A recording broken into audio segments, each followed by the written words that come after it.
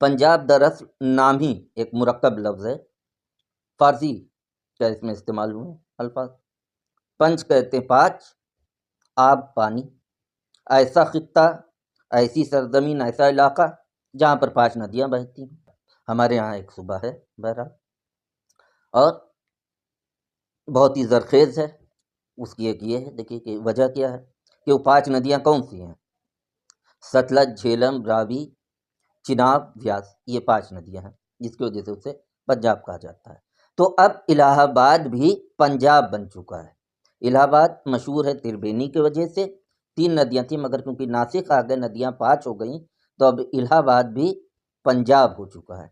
अब आप इसमें देखिए हिंदुस्तानी तहज़ीब ग़ज़ल के 2 छोटी-सी बहर में कहे गए 2 मिसरे हैं खाली। इसमें त्रिवेणी, संगम, गंगा, जमुना, सरस्वती,